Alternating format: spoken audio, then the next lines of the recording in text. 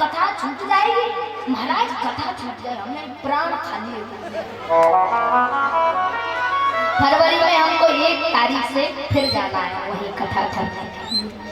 तो महाराज आप लोग बहुत अच्छे से कथा सुनते हो, बहुत ध्यान से, तो हमारा मन भी लगता है कथा सुनाने में, है ना। ध्यान से कथा सुनते हैं तो श्रोता अच्छे मिल जाए तो फिर वक्ता का भी बहुत अच्छे से मन बनता है कथा को सुनाने का। तो जामवंत जी कहते हैं यहाँ पर हृदय से ही बातचीत नहीं होती है। यहाँ पर महाराज हम युद्ध से काम करते हैं, कौन हो हम नहीं जानते। यदि अपना परिचय देना चाहते हो तो पहले हमसे युद्ध करो। भगवान जी बोले जामवंत जी तुम भले ही ना पहचानो लेकिन हम तुम्हें पहचानते हैं। जामवंत जी ने कहा ये बताओ तुम कौन हो। भगवान बोले मैं द्वारिका का राजा द्वारिकाधीश। अच्छा हमारे यहाँ क्यों आए हो? गरीब लोगों के घर तुम्हारे आने का क्या काम? हम तो जंगलों में रहते हैं, गुफाओं में रहते हैं, तुम क्यों आए हो? भगवान बोले मेरे मस्तक पर एक कलंक लगा है, मैं उस कलंक को धोने के लिए तुम्हारे पास आया हूँ। जामवंत जी ने कहा कलंक?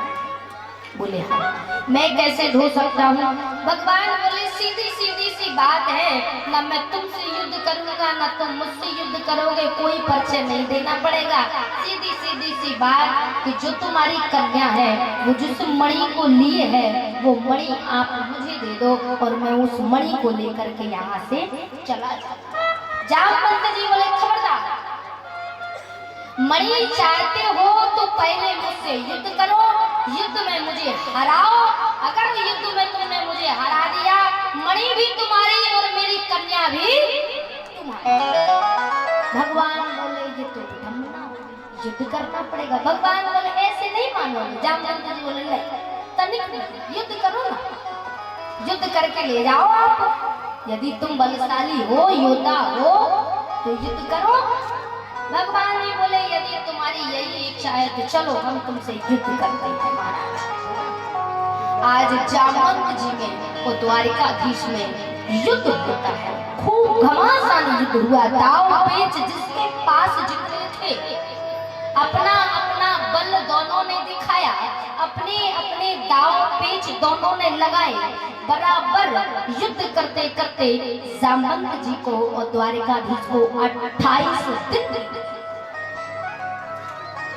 दोनों में बराबर उसी गुफा में 28 दिन तक युद्ध चलता रहा।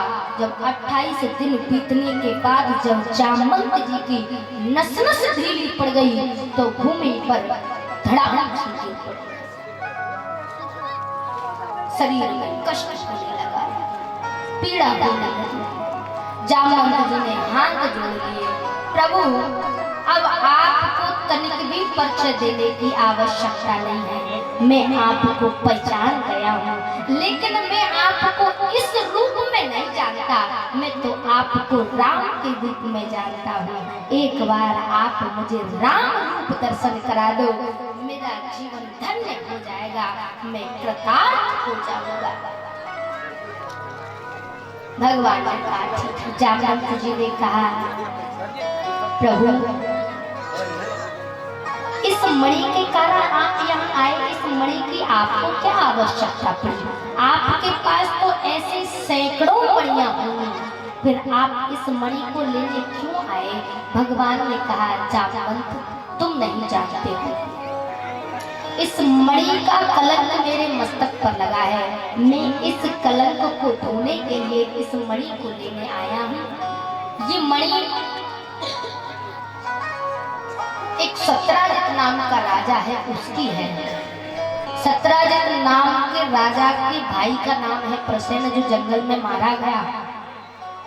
सिंह तुम्हारे हाथों से मारा गया और तुम इस मणि को लेकर के आ गए, लेकिन सत्राजित नाम का जो राजा है वो ये सोच रहा है कि ये मणि मेरे पास है, इसीलिए उसने मुझे इस मणि के कारण कलंकित कर दिया है। इसीलिए इस मणि को ढूंढते ढूंढते मैं तुम्हारे पास आ गया।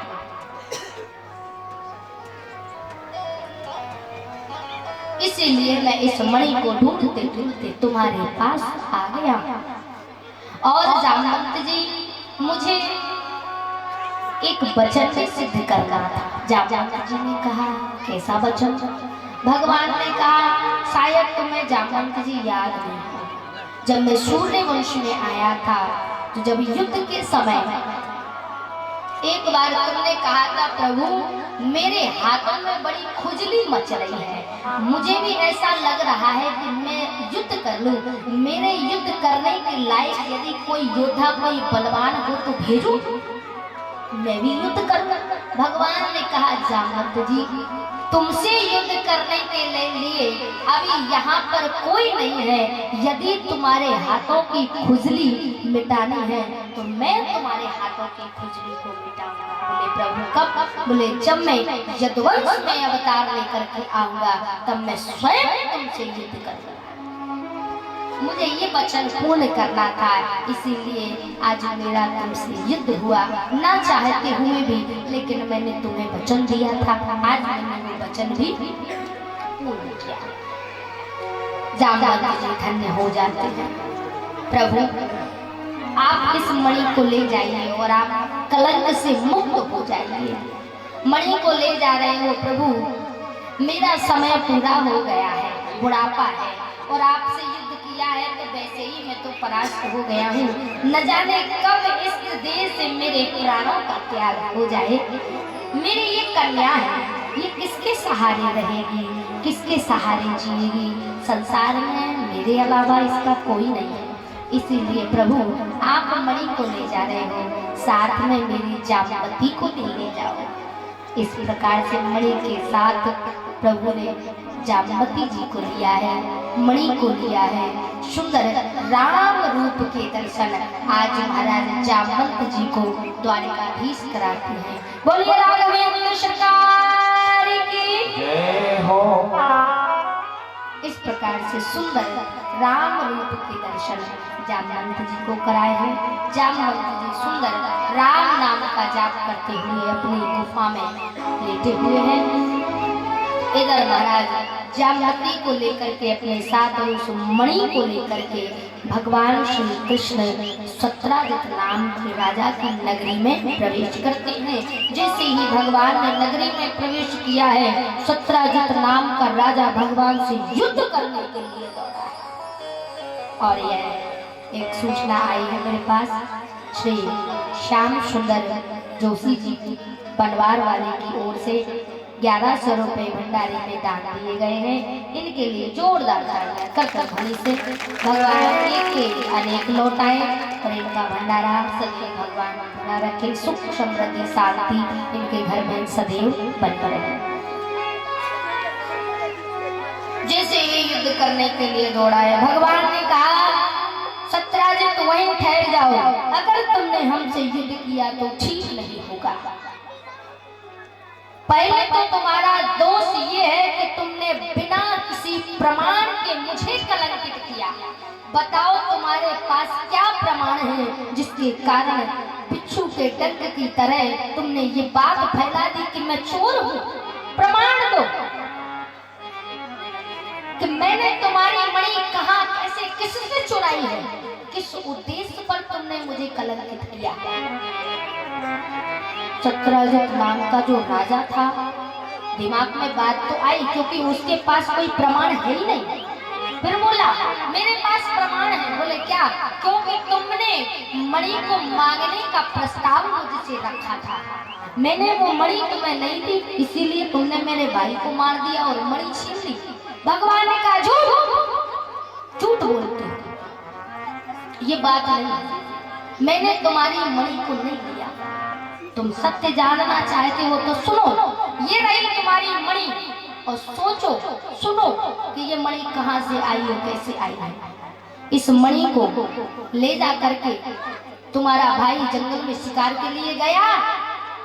सत्राजित नाम का राजा कहता है बिल्कुल प्रभु, तुम्हारा भाई एक सिंह के द्वारा जंगल में मारा गया, इस मणि को सिंह ले गया।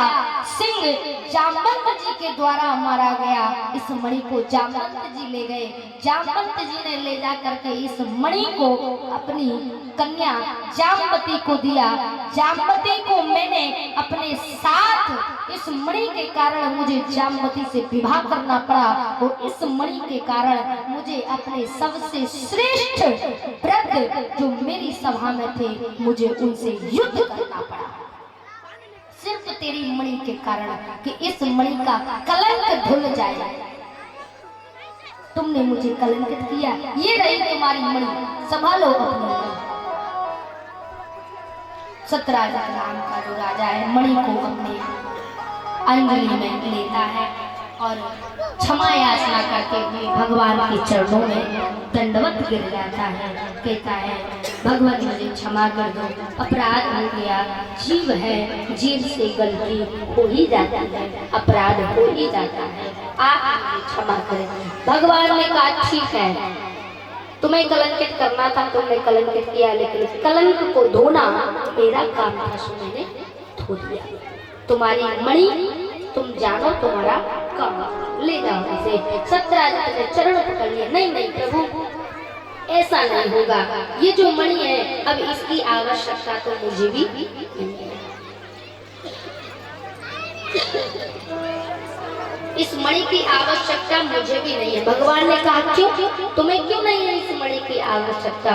बोले, नहीं प्रभु, आपके दर्शन हो गए, ऐसे तो आपके ऊपर हजारों मणियां नौछावर करता हूँ, मुझे ये मणि नहीं चाहिए, ये मणि भी, लेकिन इस मणि के बदले में आप एक काम करो। बोले, क्या?